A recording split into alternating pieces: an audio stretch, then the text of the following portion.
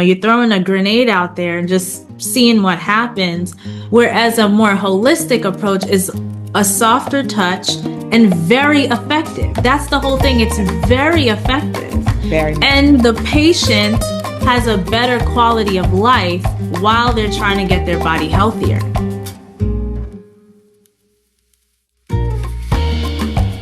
Hi everyone, welcome to the Hibiscus Tea Cafe. I am Dr. Ludmila, and I love to talk about all things health and wellness. So grab your favorite cup of tea and meet me at the cafe for another tea chat. Welcome to the Hibiscus Tea Cafe, and today we have a special guest, Samantha Salmon. Samantha is a brain health licensed trainer and a national board certified health and wellness coach. She specializes in brain health and weight loss, and she's also the founder of rawfoodmealplanner.com.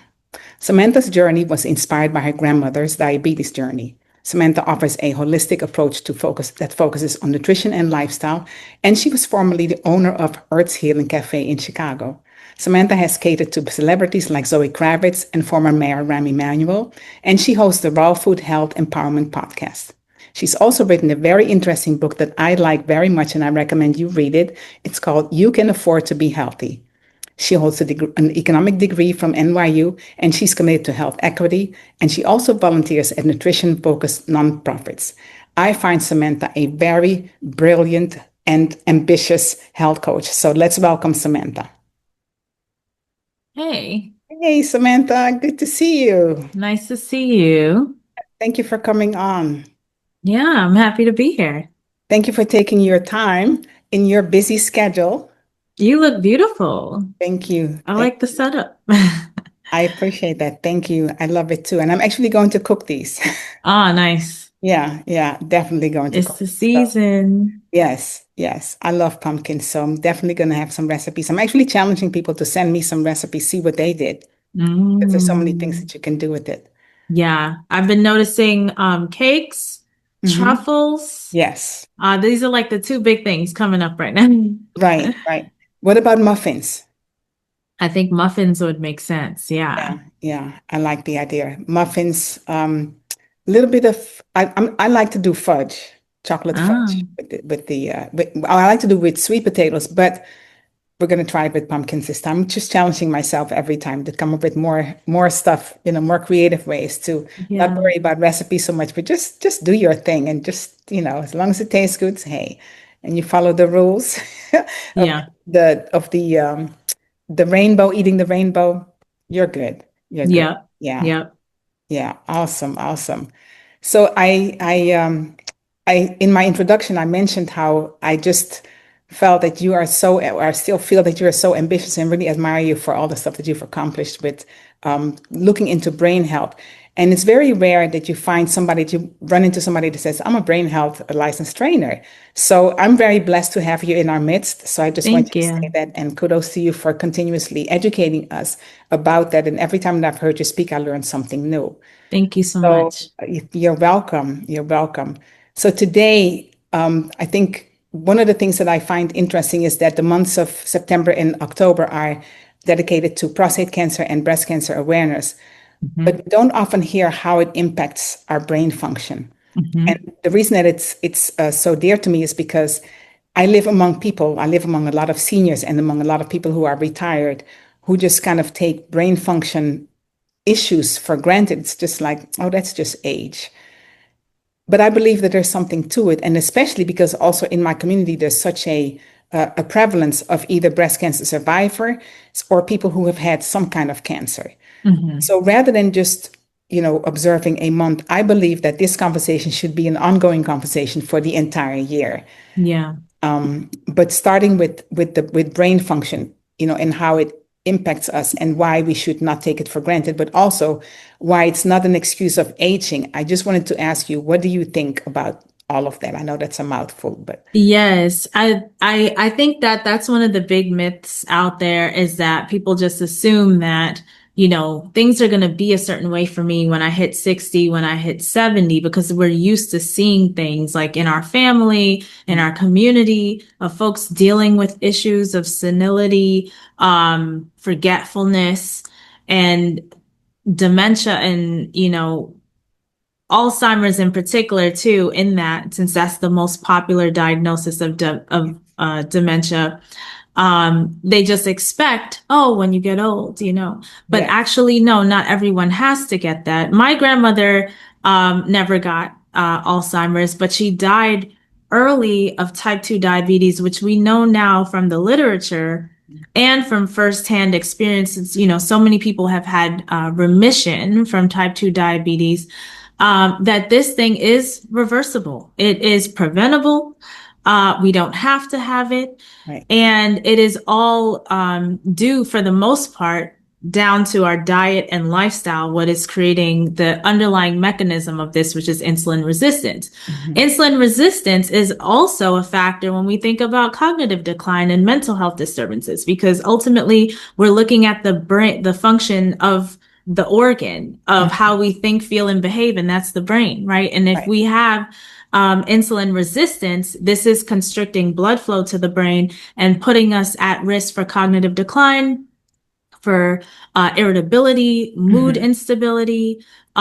So yeah, ultimately, what we know now based on the literature is that our metabolic functioning is where we need to pay attention. You mentioned Right. cancer, the underlying, pathophysiology, what is creating cancer, has to do with the health of the metabolism, which is terrain theory, right? So we're away from this whole,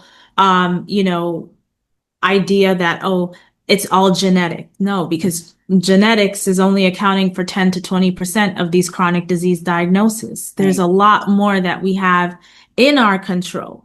Some things we can't control. When it Right. when it comes to cognitive health, yes, if you, have a head trauma, Mhm. maybe you didn't control that situation, right? But there are ways to repair it, to improve your quality of life and extend it as much as possible. It's not like you're completely helpless and, this is just the deck of cards that has been dealt to you. You always have, the ability to respond, right? It's our responsibility Mhm. to take care of ourselves. And that just means our ability to respond to the situation at hand. And luckily, with our health, there's so much that we can do. I agree. I agree. It's interesting when you mentioned metabolic function. I said the other day to someone here in the community where I live that, breast cancer, prostate cancer, these cancers are metabolic cancers. And they said, Hmm. really? Nobody ever said that to me. And so I took a step back and I said, okay, that's something that we have to consider because what is it that people hear when they go to the doctor, when they get that diagnosis? Yeah.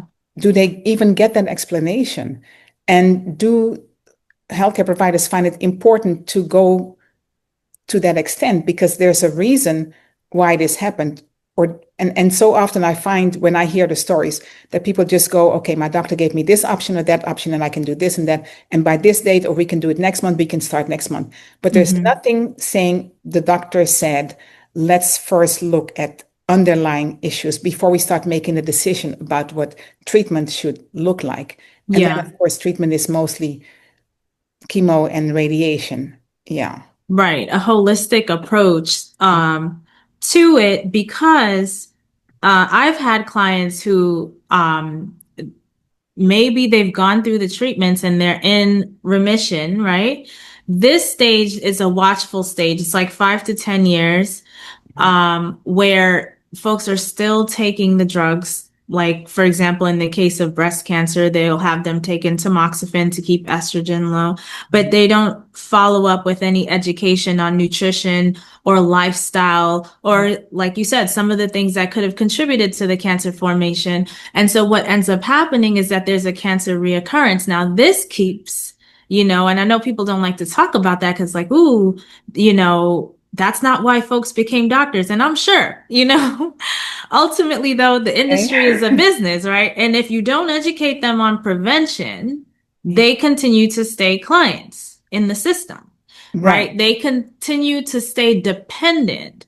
And yes, there's a lack of information sharing from the physician for a variety of reasons. One, maybe they just don't know. They will know about medication and treatments because that's what they're taught in medical school. That's what they can bill for. Right now, the insurance companies, there's no Yeah. reimbursement model. Like even for health coaches right now are fighting for their services to be reimbursed, right? And we're basically in the business of educating for prevention, for Right. remission, all of these things. The doctors also, they don't have the time. So if they can't reimburse, number one, and two, they don't even have the time because the system Mhm. doesn't allow, they have only a short amount of time that they can cater to this one patient. Right. Then yes, you have some trailblazing doctors who are figuring out a model that can work to incorporate all of these things. Most of the time, though, folks are not able to utilize their insurance because it's just not Right. covered, even if it's tracked. Right. There may be ICD-10 codes, like, for example, with health coaching, there are ICD-10 codes to track what's being done, but it's not But reimbursable. it's not reimbursable. Yes. Right. So there's a lot of policy advocacy, a lot of things, but we don't really have the financial um, will or political will, Right. to make it happen. And I think at some point, at least from the health coaching perspective, because right now I saw the American College of Lifestyle Medicine shared that there's now an ICD-10 code for type 2 diabetes reversal so that Okay. I guess, so they can track it, which I think would be really awesome because Yes. after like some years down the line, once we're tracking this, I think what the question is going to be is that, how are people doing this? That's what I hope that they're looking at. Because right now there's some diet wars out there, right? You got But the I mean, keto folks and the yes. plant-based folks, and they're both talking about type 2 diabetes reversal. But we know based on the literature, only one of those ways of eating allows for Allows. quality of life and easy consistency long term, Yes. longevity, the lengthening of our telomeres, right? And so once we have these codes tracking and we see what people are doing, that's going to, I think, provide even further reinforcement to just Mhm. kill this whole high fat thing that people are doing. Yeah. But yeah, like I have a client right now who is in this whole cancer process, and the doctor's like, eat eggs for protein, like, which, eggs have all sorts of toxins, that you Yeah. really shouldn't be consuming if you have a cancer diagnosis. But there's no nutrition education No. right now that's widespread for physicians. So physicians who even know a little bit of something about it is because they elected to dig into that knowledge. They actually care to share this information with their patient base, and I applaud that. I just hope that they're learning the right information. Yeah. Because that's the other thing. Well, it's Um, interesting when you see, if I may interject for a minute, yeah, when you have people who are on the cancer ward in the hospital, I find it just heart-wrenching to see somebody eating a sandwich with processed meats, like a turkey sandwich, and you yeah, just had surgery or treatment to remove cancer when we know the World Health Organization has declared that processed meats, bacon, lunch meats, they're number one carcinogen. yeah. So I'm just baffled and thinking, okay, so it's clearly the money because you have these people that are supplying you with hospital food, if you will. Mhm. But if doctors were more educated on the nutrition part, then not because we're the ones saying it, but it's been said at the World Health Organization level. Yeah. There's been research behind it, scientifically proven.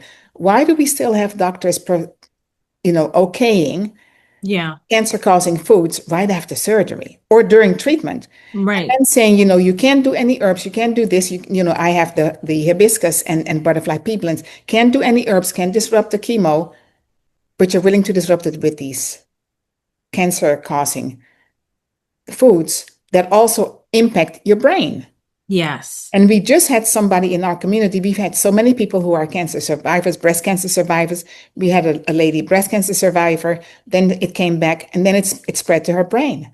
Hmm. And within no time, that was it. And it's hard to have a conversation to say, well, what was the underlying issue? Yeah. Because it's so quick to say, well, genetics or it just happens, it's age. So that really bothers me to see how people just normalize disease, but I Hmm. can't blame them because it's been normalized at the level of the medical system way up top, right? Yeah, yeah. So And I find that people like to outsource their problems when it comes to health. Like you handle it. It's just too right, much for me. I want you to handle it. So they tend to give away their agency. right, But I think this is a mistake yes, because if you are not in control, you then put yourself at risk of becoming a victim to the system. And there are victims out there because they just have 100% trust in the medical system. system, yeah, And, like anything else, you have some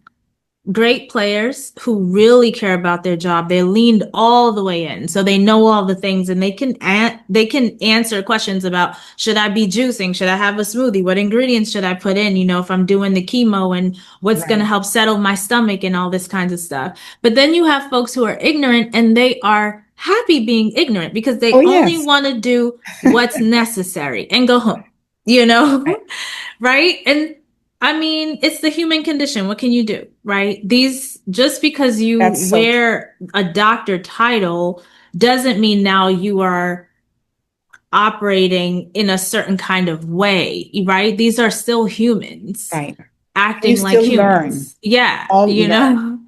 Yeah, and then we've had some cases that even ended up on the news where folks are given a misdiagnosis Mhm. of cancer when they really didn't have cancer, because this happens quite a bit with the machinery somehow showing, and folks aren't getting a second opinion. And then you have some people who are just like outright lying, telling people that they have cancer, they don't have cancer, and then treating them, Yeah. right? And we know cancer treatments actually cause cancer. So you didn't have something to start with, but now you have something, Yes, right? yes, Um, and there's all sorts of things that can go wrong. I mean, this is kind of an aside to this, but still relevant. absolutely. Folks going to the doctor and leaving without organs, right? Yeah. Like a gallbladder. So true. And You we have don't to need talk it. about that. I mean, the arrogance, right? Like, Right.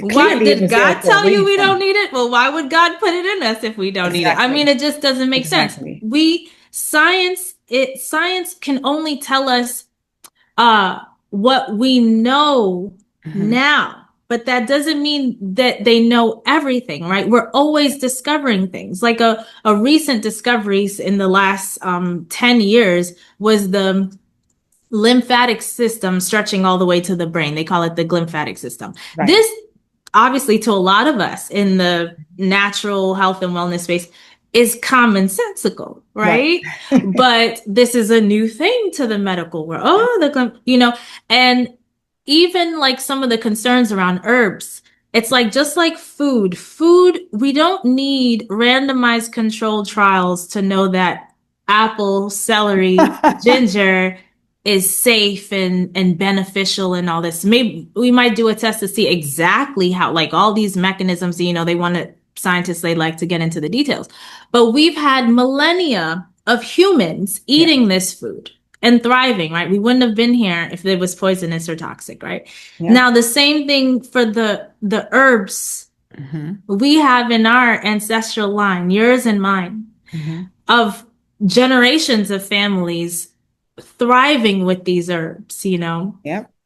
And then you have people who are abusing these herbs because they don't have that same history and are now muddying the waters with this is bad. And a lot of the things, like some of these herbs you'll read on WebMD, they'll say a lot of flippant things, but there's been no research, there's been no studies. It's like there's an assumption being made here, Yeah. but you need to show the proof, right?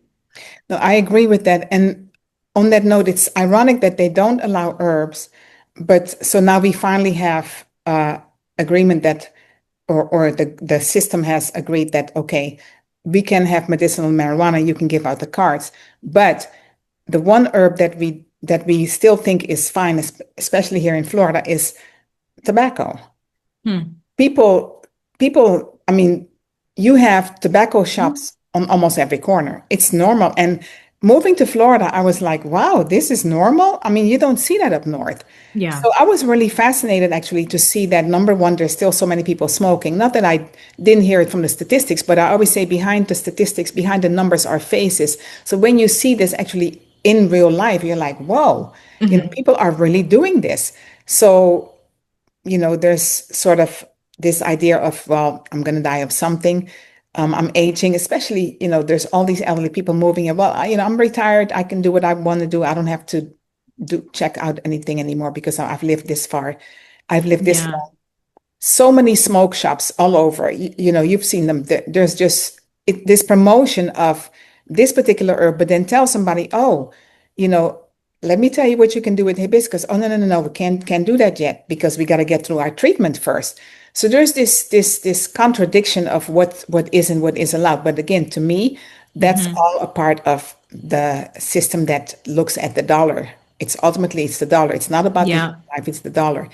And also recognizing that the people who are doing the smoking and the people who are trying to promote whole food, the people who are promoting the smoking versus the ones that are promoting the whole food, we're in for something different. We're looking at creating healthier communities. We're not necessarily looking first at how much money can I make off of it. And of course, we all need to eat, so we do have to charge. We charge a fee, but Yeah. there's a more principle-based approach, whereas this other approach is strictly looking at the dollar. So then, Yeah. of course, somebody comes to you and I'm looking at this like, okay, there's all these doctors here treating older people, and I'm convinced that not everybody has been diagnosed with the mental part, with the Hmm. mental issues, but those are the issues that also help to take them out in the end. And we Hmm. do not connect them. I don't even think that the doctors are capable of connecting them right now because of the restrictions on, number one, the amount of time that they spend seeing somebody, and then what's just in the protocol. We go with the PDR and whatever's in the book. It's almost like one shoe fits all. Even though Yeah. they say we'll do personalized testing, most of it only goes so far. So we don't Hmm. look at underlying issues. We don't even look to see if a person who's had all this chemo and radiation, how it impacted their brain. Not Right. necessarily even to not even forget the part about it spreading to their brain. Let's look at how it's impacting them. But I have people here in my community who can tell you that they know mood has changed for either them or their loved ones once they started treatment. But Yeah. that's not being addressed. It's not Yeah. And at and all. I like what you said too about like the money piece because I was raised by two small business owners, entrepreneurs. I am not against people making money. Okay. And the physicians making money, that's great. It's just uh giving the patients a quality of life, right? When folks are going through chemo, it's a, it's like you're basically burning all that's good while you're trying to get to the bad. You're throwing a grenade out there and just seeing what happens. Whereas a more holistic approach is a softer touch and very effective. That's the whole thing. It's very effective. Very much. And the patient has a better quality of life while they're trying to get their body healthier, right? Yeah. So, where is the will to do this? Well, one, there's a lot of indoctrination in the medical school. So, Mhm. you hear stories of physicians who are like, what, like even with type 2 diabetes, for example, like I did not believe it when folks were saying they were reversing their diabetes with food. I just didn't believe it because I was taught da da da, what they're taught in school, it just sticks with them. Like, Oh, yes. like the meds and the chemicals and the pharmaceuticals, that is the Bible, that is God. Mhm. That is, you understand? Even with Food could never do it. They no have to come to us because today, we are the ones. Yeah. And today. and it's so it's like that it's a whole paradigm shift. Yes. And I think that it starts to kind of affect their identity and how they approach they think about themselves and the work. And again, like I said, the system doesn't even support it, Mhm. So it's like they're going to make their money anyway because we all have to engage with the medical system at some point, right? But I don't see why folks need to become slaves to the system. And that's what we have right now. Like they're just in and out, revolving door with all sorts of stuff piling up, meds piling up, procedures piling up because their metabolic health is just trash. Yes, yes. And then we see how things just start to happen. But I also know, so in medical school, they teach you all the anatomy. Matter of fact, it starts in college. We learned in college that the gallbladder has a purpose, for instance, right? So Mm. you're studying all of this, you're studying as part of the human anatomy, but then in taking it out, it doesn't click that, wait a minute, if we took this out, maybe something else has to change because metabolic function is going to be disrupted. Yeah. It is disrupted, right? Hmm. Everything functions together. So we're not functioning in just in little silos. So what I often also wonder is, are the doctors afraid? Because some doctors they know Hmm. they know something, right? They know, maybe they know a little bit, but they know something. Because I went to visit a clinic where the doctor actually was it was a clinic for mostly seniors, I will say. And the doctor said to me, I want you to help me to get my patients off of diabetes medication because they can do it. We can reverse it with food. So he knew. Hmm. He had gone plant-based 2 years before. So went to the clinic, had the whole presentation, talked about what I would offer in terms of the courses, how it would impact the patients, what we would offer in terms of resources, something that's sustainable. He was so excited, had me meeting with the staff. The staff even wanted to come on, and all of a sudden it went quiet. How come? I never heard from them again. And ironically, the way that I heard about this doctor is because some of the people in my community have him as their doctor. And Hmm. so they were talking about my program to him, and he said, I need to talk to her. So I'm wondering sometimes if people get so excited, they're like, yes, I want to do this, but then they realize, wait a minute, the system may not be supportive of me. I don't know. I don't know. But Yeah. it has gone through my mind several times because I there think it's have, worth asking and pressing them because yes. I have seen and been in spaces like especially I mentioned the American College of Lifestyle Medicine Mhm. where at one point over the past 12 months there's been so many meetings about shared medical appointments where Mhm. they're being really strategic about how can we improve the quality of health of our patient base Right, and still get it reimbursed, right? And make it efficient for the system. And that's how they came up with the shared medical appointment model, right, right? All obviously, you know, more and more people have to learn about it, but I would really press the physicians to find out, like, you know, why aren't you interested in right. this? You know? Well, I wanted to ask him, what happened because I wasn't at that point, the last call, which was the 15th call or something, that Yeah. tried to reach out. And mind you, this is spacing that, weeks out because I'm thinking, oh, maybe they have patients. Even some of the people in my community started asking, have you heard of Dr. So-and-so? No. Well, I'll tell him when Mm, I get there. And I said, no, no, no, don't bother. Let's just, give him some time and spacing it out and making the calls and leaving messages that we could have some conversations if there was some confusion, if there were some questions, because that was the whole plan, was to start just strategizing on how we would bring this to the patients. yeah. And I have met quite a few people who have said, my doctor really supports what I'm doing. My doctor supports me trying a whole food plant-based lifestyle. My doctor supports me trying to focus on food as medicine and then possibly coming off of my metformin. And my Hmm. doctor knows that there is study out there, there is evidence that says that this is reversible. So Hmm. while the majority of them have been told that there's nothing you can do, this is going to be for the rest of your life, a lot of them that have come to me that have said the doctor is supportive. Their doctor also knows that it's reversible, but you're getting paid to prescribe metformin. So then what do you do? Now here you come, Yeah. this other approach that's going to impact, promoting this thing that big pharma wants you to promote. And that's not to say that medicine doesn't have its place. Medicine absolutely does have its place. But we have to be honest and say, while it has its place, Hmm. it should not be the majority of what drives what the captain that drives this ship. And Yes. most people do not want to be the captain of their own ship because we also live in a society that's become so convenient. Everything is about convenience. So the minute you start talking to somebody about taking health into your own hands or Hmm. saying, what would health look like if you were in control? Hmm. Then I don't like to cook. I don't like this. I don't like that. And there's just a lot of stuff coming up because we have this convenience. We have this luxury right now of the microwave, the frozen meals, Packaged packaged everything. meals, the Door Dashes and the Uber Eats. So we don't have to do anything. Yeah.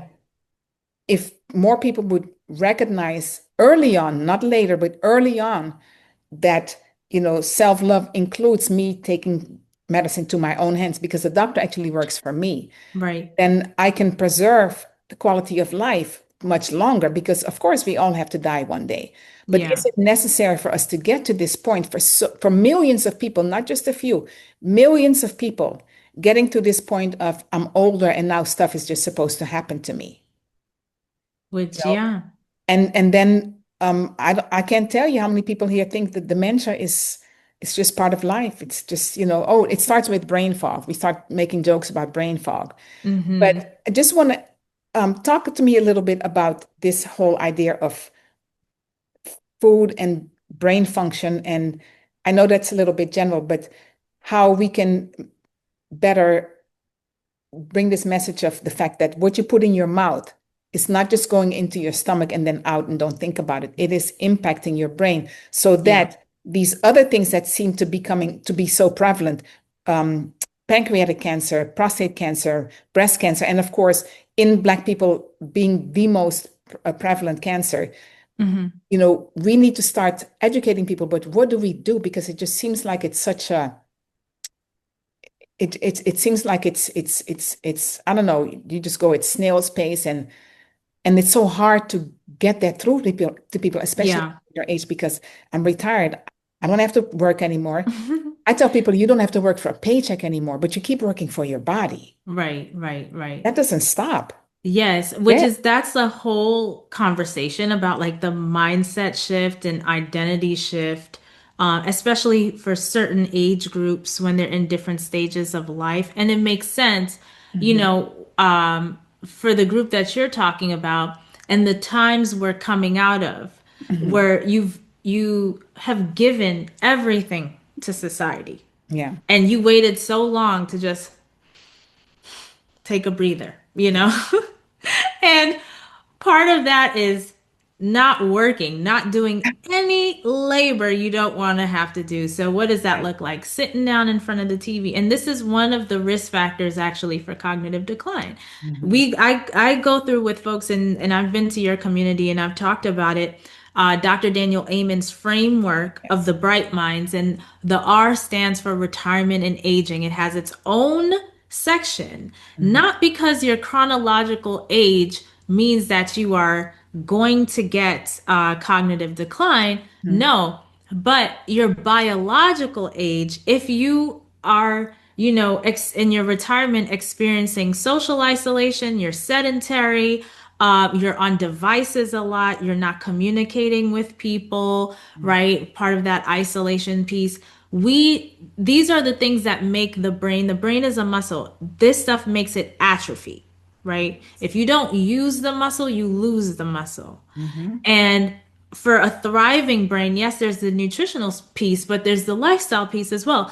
Our bodies are not made to be sedentary. So even if you feel like, oh, I've worked, I've labored for decades, Mhm. even in your senior years, when what we see from folks that have thrived into 100 and 110, 120 is Yeah. that these folks are still active just like when they were 50 and 60, right? My yoga teacher is 101 years old. Yes, do Love it. something that makes you feel alive. It may not be the same thing as before. Obviously, if you, I don't know, drove a bus for however many decades and you don't want to do that anymore, do something else. Maybe it's chess, maybe it's a walking group, but it has to be something that is making you cognitively work, physically work, right? Especially your lower body. When you Mhm. build a muscle in your lower body, your brain literally gets bigger.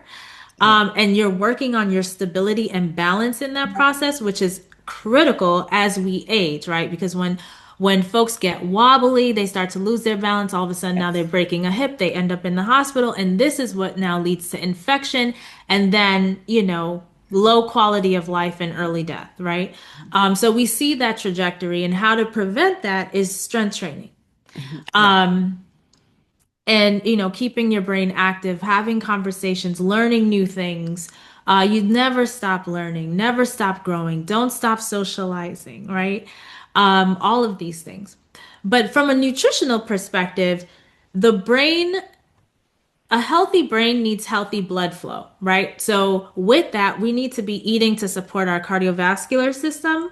We also need to eat to support our gut microbiota because this is having a huge impact on our brain, on neurotransmitter production, our mood, our cognitive function. I mean, how we are interacting and relating to each other. For example, if you skip a meal and you're hangry, right? You could be ruining some relationships, right? Because you just Yes. can't get yourself together, right? Your Oh, I blood know. sugar is off, Yes. it's now disrupting hormones. All of these things are impacting the functioning of your brain, how you show up at home, at work, in community, right? So having proper nutrition to stabilize that, um, and all of it is basically the same diet. When you think about how to eat for a healthy cardiovascular system, stroke prevention, heart attack prevention, eating for a healthy gut, which basically means having at least 31 different plants a week, Mhm. right? For diversity of the gut microbiota, the bacteria in the gut feeds off fiber. Mhm. Animal products do not have any fiber. So that means all plants, right? And so folks who are anti-carb, you really need to get off that because all carbs are plants, right? All plants are carbs, right? So we need to be having carbs. You just want whole food sources, right? Not Yeah. processed food. And so the diet is basically the same. When we think about the metabolic approach to cancer, Mhm. um, if depending on what the chronic disease is, there may be little nuances here and there, but generally, you're talking about a plant exclusive diet Mhm. because meat, dairy, eggs is inflammatory, high cholesterol, Mhm. hormone disrupting, right? And all of these things create negative, consequences to your metabolic health and definitely for the brain. Absolutely. Absolutely. That egg. Oh Is a my goodness. biggie. It's yeah, it's a I mean, so often I hear people say, well, I'll just you just it's quick, I'm just gonna have a boiled egg and a cup of coffee. Yeah. And I'm listening to what you're saying, and I'm just thinking about when people have gone through cancer treatment, whether it's chemo or radiation, you would think that the system would talk to them about nutrition, about Hmm. lifestyle, instead of we've gone through treatment, you're in remission, great, and now just live your life. I have yet to meet somebody, and I've met quite a few people who have cancer that has told me that one of the things that they were told not to eat was processed meats.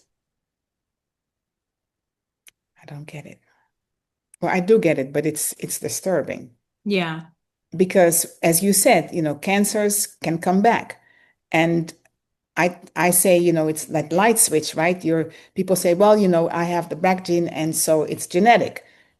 But there's a Yeah. way you can turn those genes on and you can turn them off. Right. Similarly, with brain function, I think that I was just when gonna people say. say, Hmm. oh, my mother had dementia, my grandmother had dementia, Yep. you can turn that switch on or off. And incidentally, if you look at lifestyle, you will see that those with a certain lifestyle have more of that. I will give you a personal example. Hmm. In my family, I am from Suriname. For Hmm. those of you who don't know, Suriname is on the coast of Brazil, right next to Guyana. My family in Suriname has rarely been diagnosed with dementia. But my family who lives in the Netherlands, Yeah. several of them were diagnosed with dementia. And when you look at lifestyle and how they ate and eat, right? Hmm. So there's more processed food available to you. There's a Western diet versus the Caribbean diet, I will say, where you go to the yard and get your mangoes. I remember telling somebody I didn't know that people pay for mangoes until I came to the United States because we never paid for mangoes. You pick them off the tree, and if you don't have them, Samantha will come and say, "Hey, my tree is overloading. Please come get these mangoes." Yeah. And that goes for a lot of fruits, Yeah. right? Yeah. But as Yeah. we became more modernized, people stopped growing their food. And then, yes, you do have foods at the market, but then the prices also go up because of inflation and all these other things and economic issues. But people don't think of that as anything. So when you start telling somebody, I'm growing my own food, they're like, what? Mhm. Oh, that's too much time. It takes too Yeah. much And time. I would say like we went from indigenous like collectivist way of being to a Mhm. more westernized Yes. individualistic way of being, which is not always an intelligent direction. No. No. And it has created a lot of dysfunction, not just even Yes. with nutrition. I mean, here we living locally in Florida, I learned some things up in St. Augustine, even with the way the homes are built that Right. isn't intelligent design. Right. Even though the indigenous people had a more intelligent design for Mhm. the weather, that we are subjected to here. But because of colonialism and Mhm. ethnocentrism, Yeah. um, certain ideas prevailed, and now we are where we are, But yeah, to your point, I have heard of cases where folks had, both parents with the APOE4 gene, which is supposed to Mhm. make you, at greatest risk for dementia, and they don't get it because they're living a brain healthy lifestyle. To your Right. point, just because you have the genes, your nutrition and lifestyle can make it so those genes don't get turned on. That's Right. what epigenetics are and nutrigenomics. I mean, all of it. Um, and Yeah. so it just behooves us if we've seen these chronic diseases show up in our family, just to make it a focal point, our why, basically, as to why Yeah. we are living a healthy lifestyle. Use that as a motivator. I mean, that's basically Absolutely. how I got into this, is watching my grandmother die a very painful, long drawn out Yeah. death. Yeah. And to find out that that was preventable and reversible, I'm like, why would I put myself through that? I don't like pain. I would never inflict pain upon myself. And food is just not worth it. And luckily for us, God has made it so we have a ton of spices and a variety of different fruits and vegetables. Things taste wonderful, Yes. Yes. If you give it a try and get all the trash out your mouth for at least a week, your Yes. palate resets, and you can actually taste the Yeah. natural flavors that God Well, has made available to us. And I've said to people, if you go through cancer treatment, that treatment does something to your brain function. So when you Yeah. consider the fact that food and mood are intimately connected, then if you watch what you eat, right, and you start eating more whole food, then it could make the recovery period much more Yes. pleasant and less risky for a recurrence. Right. Even though science may have said, well, there's a so and so percentage that it's going to come back. We don't interject the food in it. And I've also heard stories here of people who have gone through chemotherapy and it has affected their mood. So I wanted to Mhm. ask you to touch on that a little bit, how these treatments impact your brain function and Yeah. how that can also be addressed with whole food. Yeah, so there's the concept of chemo brain, and I have a stat here. 92% of cancer survivors, now these are the people who have gone through treatment, they're in remission, right? They still have cognitive issues 5 years after treatment is over.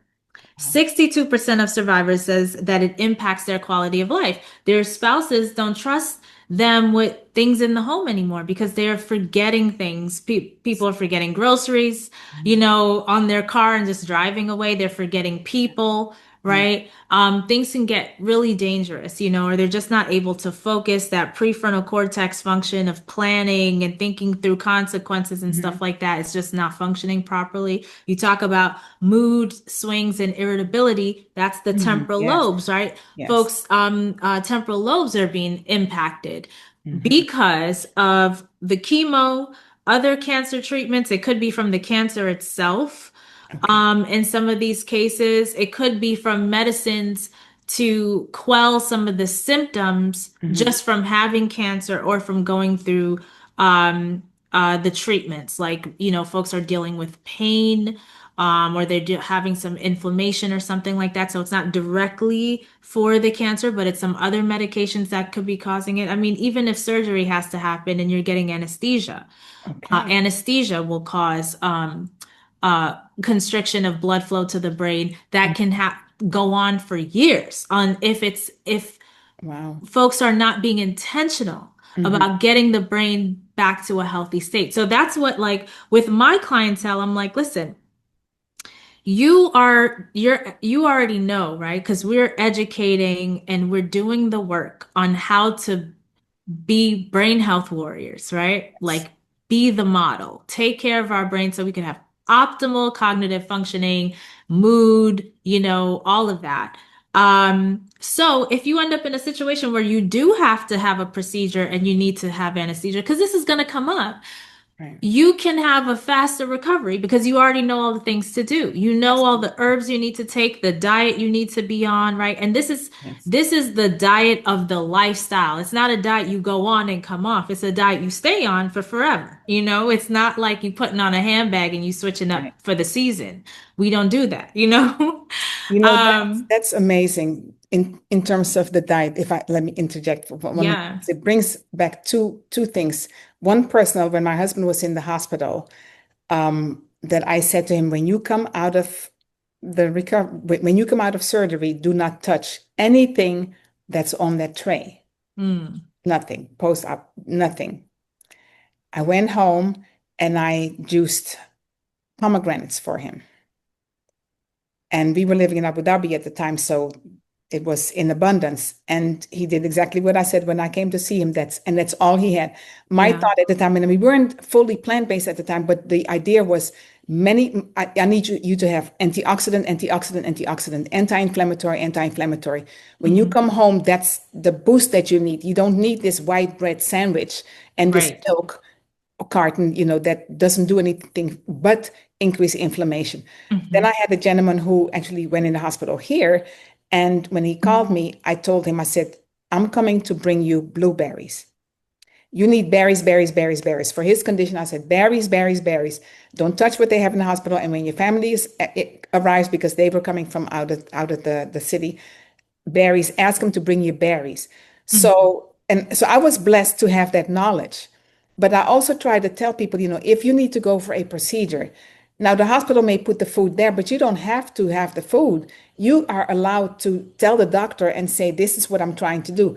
And if they're asking you to eat these foods, you can come up, educate the doctor, Yeah. help to You know, educate the doctor and it's explain to them why you're unfortunate. not doing this. Yeah, it's unfortunate though that you walk out of surgery and the hospital is feeding you sugar in all these different manifestations. Because you're looking Yes, at white bread that's void of any nutritional value and is basically yes, straight up sugar, yes, right? Which manifests into disease and inflammation in the body. absolutely. Yeah. They know this, right? Because the literature is not unclear. I mean, any dietary approach out there, they're all going to tell you stay away from refined artificial sugar, Yes. So it's not we're not confused on this issue. And it's a shame that the hospital, the environment that's supposed to be of healing and restoration, Yes. is trying to trap people who are in the Yes. cycle of addiction with unhealthy foods. You Please come know, back. Please I come back. mean, it's like you sending an alcoholic to a bar, Yes. you Yes. know, and that is not doing no harm, right? That is like completely the opposite. And so Yeah. there's a lot of, I don't even know if it's accurate to call it cognitive dissonance. I just think it's criminal, to be quite honest, Oh, I think so because too. There's this great hospital out in I think they're in Lebanon, Hayek Hospital. I don't know if you heard of them, but Mm. they're completely plant-based. Oh, wow. And on Instagram, they educate a lot about Nice. why they've taken that stance. And the fact That's that they're such wow. a model and a pinnacle, like it's like, why aren't all hospitals doing this? It would just make sense, you Yeah. know? No, it would. It would. It's there's a law in Florida about elderly neglect, and I think personally, just my Yeah, opinion, the food that we give elderly people in the hospitals, that's called elderly neglect. I saw yeah, that with my father. I saw that with my father, God rest his soul, and the fight that I had to go through with my dad, that the last meal that my dad ate was the yeah, meal that I prepared for him because I was so tired of seeing these meals that just you know, you just have to look at it and say, come on now, you don't have to yeah, be a rocket scientist. You know this is wrong. yeah. Cheap. It's the best way to get fast meals in, you know. But I think that all of that, because we haven't educated our people on the jobs in the schools. When you get to the retirement age, especially today, a lot of the people that are retiring now, they were, the plant-based era is sort of this newer movement, right? Where people are not just talking vegan, but talking whole food, right? Yeah. Processed foods, no salt, oil, or sugar, that kind of stuff. That's a newer thing. So, if you've been retired 10, 15 years, that wasn't on your radar. It just And I wasn't. would I would add to that, the literature has been speaking about this for about 100 years or more. Right, but Um, but people were in bubbles, or in boxes, I should say. yeah, yeah. I think there were some people who were privy to the information. Most people weren't. And I would say that my grandmother was victim to Mhm, this, right? Because she had type 2 diabetes over a decade. mhm. And then I come to find out it takes 2 weeks to reverse it. So there were multiple opportunities for Absolutely. somebody, and she had a team of doctors, right? For all this stuff, the 20 pills that she was taking. There Oh, were multiple opportunities for someone to say, here, read this book, do the yes. thing, and it would have happened and she would have extended her lifespan. Some people had the opportunity for that who Hmm. were older than she was. Um, and so, that's why I really respect what you're doing, making this more accessible to people. And yes, we can only, as health coaches and food for life instructors, we can only show up Right. for people, but we can't do the work. And I Right. find that too, like in among my peers, what I notice a lot is that like we overwork ourselves because we want it more Right. than And they want it. the general public does, Well, right? I spoke to a guy and to a doctor, excuse me, and I asked him why it was so difficult for us health coaches to be able to not just have people come into your program and then do that work. But Yeah. afterwards, for people to sustain it, when you think you have a sustainable program, you pull your hairs out trying to make sure that it's sustainable, but Yeah. it's not. And he said, because people don't want to be the captain of their own ship. And it just stuck with me. I said, you're right. You're absolutely right. And the environment doesn't really support it. No, no. You have to go out your way to buy organic, to find fresh produce. Excess. Everybody around you is offering package this, package that, refined sugar this. I Yes. mean, even when my grandma had type 2 diabetes, her daughter would bring in cookies out of love, right? She felt like she was doing a good thing. I Mm, see even at a preschool, there are parents and teachers and just people, adults giving little kids candies, right? As their brains are still developing. So mm, they could start that addiction pathway early, but they're not thinking about those things. They're thinking, oh, here's a treat, right, and we put right. that terminology around it. This is a treat. It's like I'm doing something nice, but Yeah, actually there is nothing helpful about what you're doing. It's actually leading to destruction later because it makes it harder for these folks to get off of those things. And we see that right. the young people are now having higher rates of obesity, of type 2 diabetes, problems, cognitive issues. They're Yes. having a harder time focusing. We have way more rates of ADHD, Mhm. Yes. diagnosis, right? So there's a lot of stuff going on that is directly tied to Yeah, refined sugar and artificial flavoring. So these are not absolutely. treats, you And, know? and then the metabolic issues, right? So now you're interrupting your metabolic function across the board and you're doing it in different ways, and your stomach never has a chance to recover. So Yeah. impacting your microbiome, your metabolic function is off. And then all of a sudden, when somebody's diagnosed with cancer, because all these other things have not been told, so then we're focusing on just one thing. Okay, you have this cancer, you're going through this treatment, but the underlying issues of interrupting metabolic function, your gut not being healthy, you know, there are stories out there. They're not stories, there's evidence, Hmm. scientific evidence that you heal the gut, you reduce the risk of cancer and other cancer causing agents and other diseases like diabetes, high blood pressure, obesity, all the things that we are now looking at as being normal at a certain age. Yeah. Reverse those things. You reduce the risk. I've seen people here in my community that I've said just something as simple as eat between sunup and sundown, not even going into what you're eating, but Hmm. just that regimen, and then drinking a high antioxidant tea to start losing weight and start feeling better and feeling clarity. People come to me and say, I feel clarity. I can think better. Yeah. And then I tell them, imagine what could happen if we really started going into the food, not just how you eat, but what you eat. Hmm. Hmm. Because you don't know what it feels like to feel well until you feel well, right? And most people say, I'm pretty good. I'm pretty good. But Yeah. imagine what it could feel like when you really start impacting your metabolic function and get that brain clarity and understanding that I don't have to live like this. Just because I'm older, I don't have to live like this. Yeah. I can be a person who still has all their faculties. I don't have to have dementia, brain fog, or all this. My light switch wasn't turned on. Yeah. I know how to turn my light switch off. I don't care what they said to me. Yeah.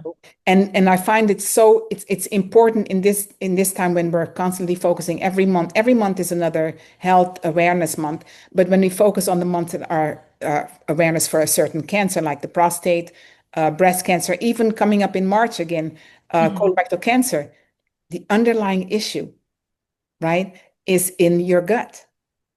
But how it impacts you later on doesn't just have to do with that particular place. It's not just your breast or your prostate, your brain, your cognitive function. And that to me is so important that I really just wanted to focus on that and really just get people to understand that it's all connected. It's all It's all connected. connected. Yep. And Because when we talk about metabolic health, just for clarity for folks who may not know, what we're saying is metabolism is basically how your body processes the food that you're eating. So it takes in the food and turns it into energy and the tools needed for your body to do all the things that it does for you on a regular basis. So your heart can beat, your lungs can expand and contract, for everything to basically work properly. It comes down to every single cell Mhm. in the body, and at the core of it is the mitochondria. This is what creates energy in the cell. And what we're talking about here by optimizing metabolic functioning, we're optimizing the health of the cell, of the mitochondria, of the environment surrounding the cell and the mitochondria.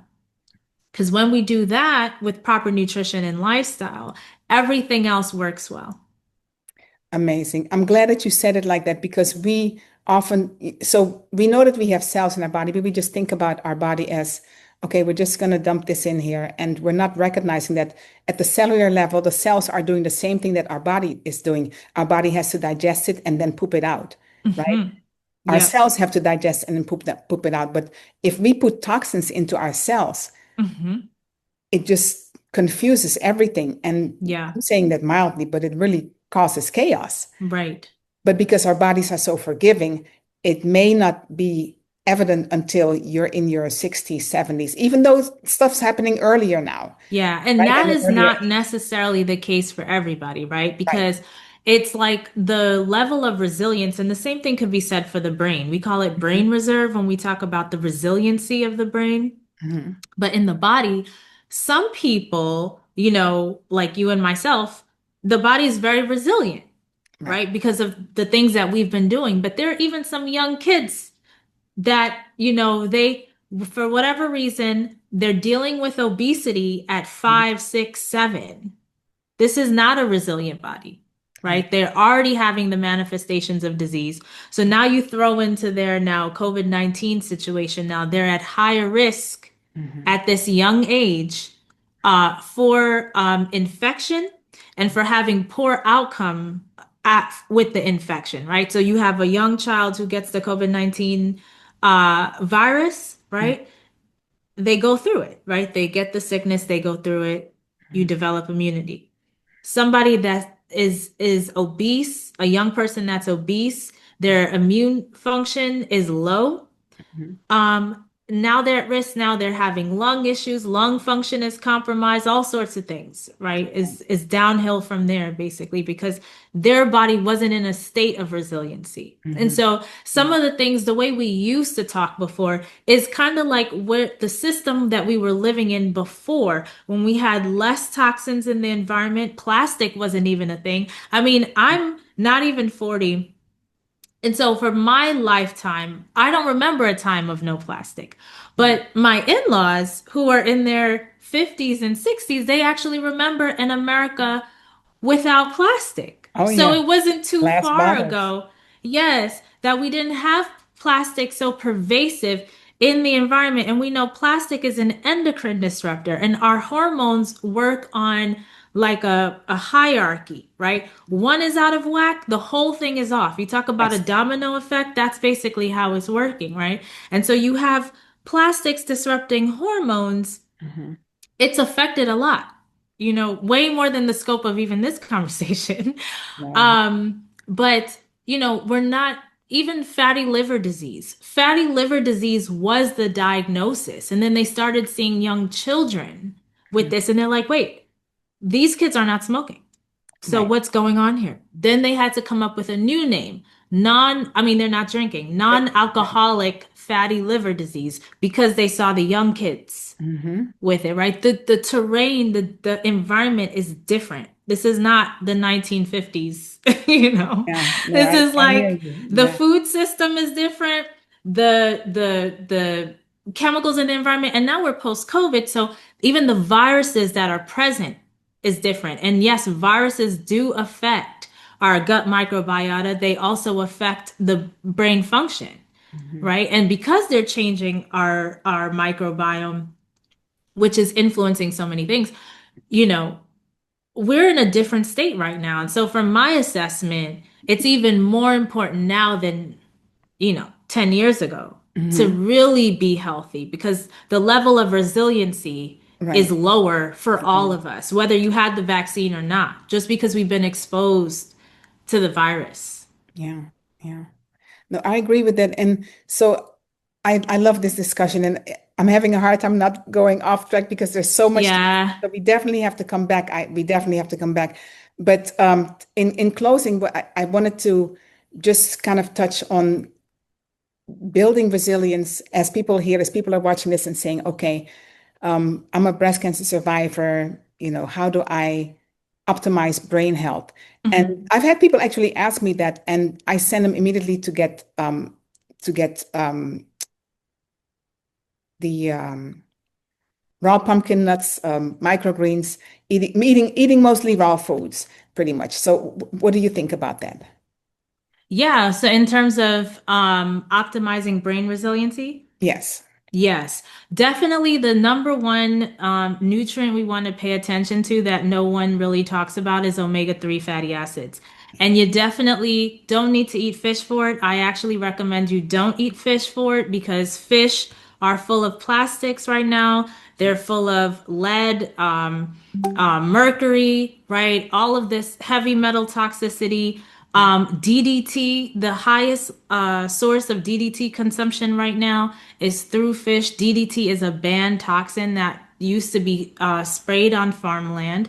Mhm. Um, but now we know it's a carcinogen, so it's been banned, but we're still consuming it through fish, right? And fish is fatty meat, basically, and toxins are stored in fat in all animals. So you have these concentrated toxin bags that you're consuming when you eat fish. So fish is really not a great source of omega-3 fatty acids, but you can get it from chia seeds, flax seeds, hemp seeds. You can do if your brain health is really compromised and you need a really high level and you find that you're not getting enough from the foods that you're eating, I recommend a high quality algae based omega-3 supplement because where is the fish getting its omega-3? It's getting it from the seaweed.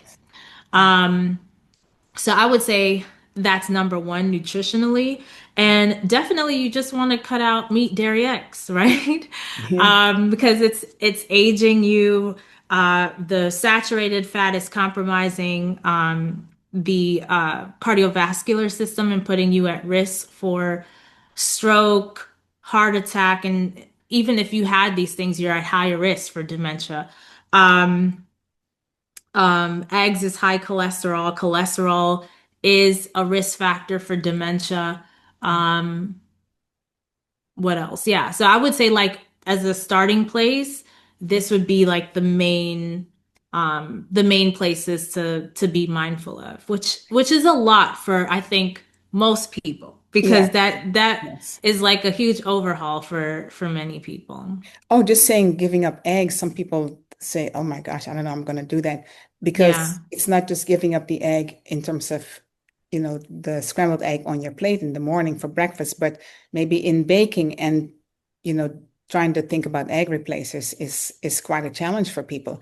But I Yeah. will say that I do want to also emphasize that our body makes enough cholesterol and um, uh, so that when people say, well, but I thought that I needed cholesterol, yes, the cholesterol that you need, your body is making it.